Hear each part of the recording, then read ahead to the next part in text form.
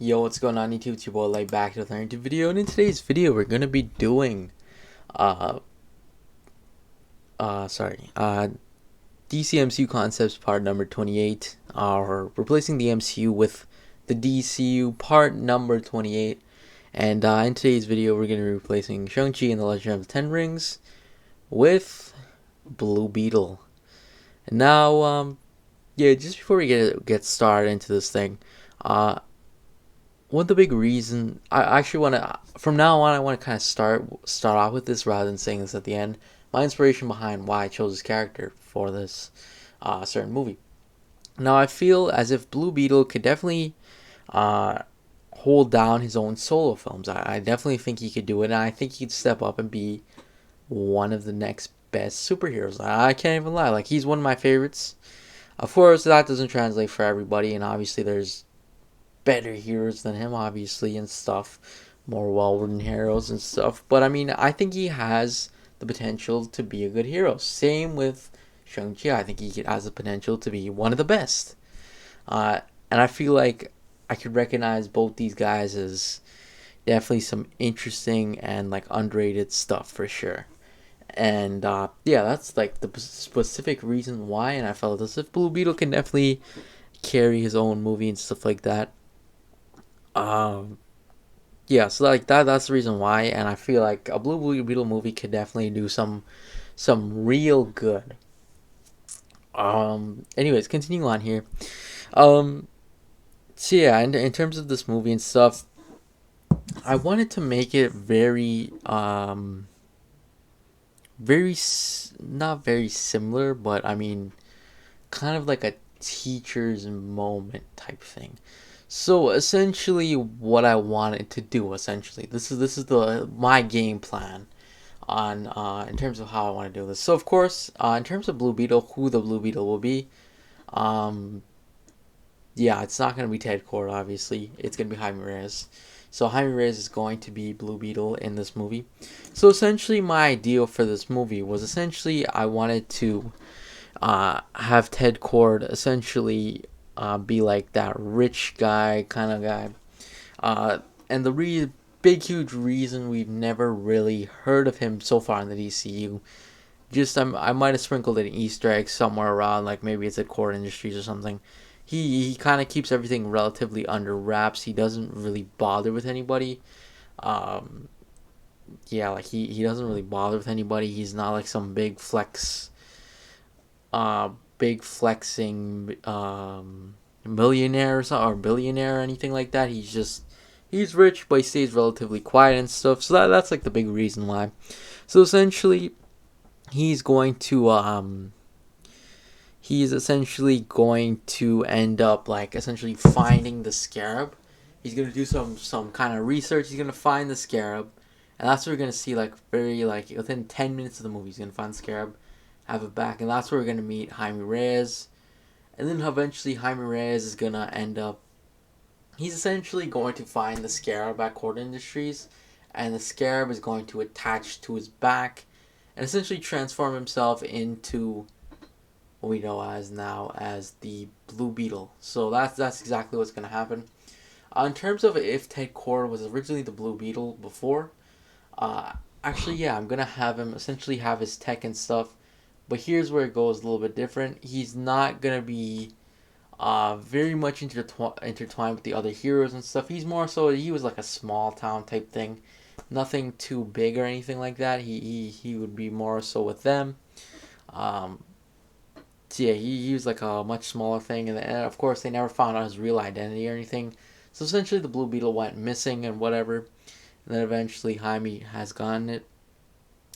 Uh, so yeah, then everything's gonna happen. Then Ted Cord's gonna realize what happened, and then he's essentially gonna take a bit of a mentor type role for Jaime. He's gonna be that mentor type role, to say the least.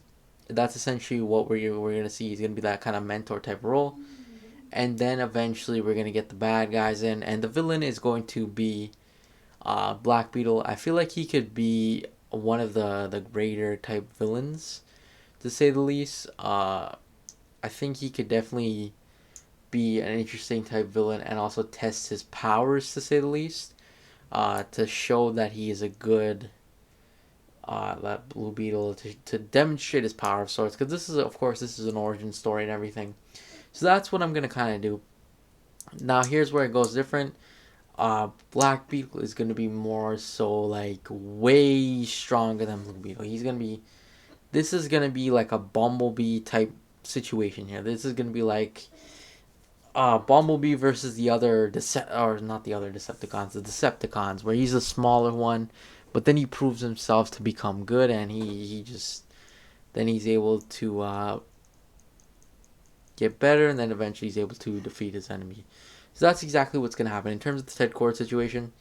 Actually, Ted Cord in this movie is going to relatively, essentially survive. He is going to be around, uh, to to say the least, and then eventually around the halfway point, that's where we're gonna end up kind of seeing, like Jaime's not gonna be too good. He's gonna be like, I hate the scarab and whatever. But then eventually Ted Cord is essentially going to die at the hands of Black Beetle, and that's gonna motivate him in like sort of like a climax situation, to essentially fight Black Beetle. So that's what's gonna happen, and he's gonna be like, I need to promise Ted Cord, and it's gonna be like a bit of a heartfelt moment. He's gonna be like, listen to me, Jaime. You need to do this. Like this is something you need to do.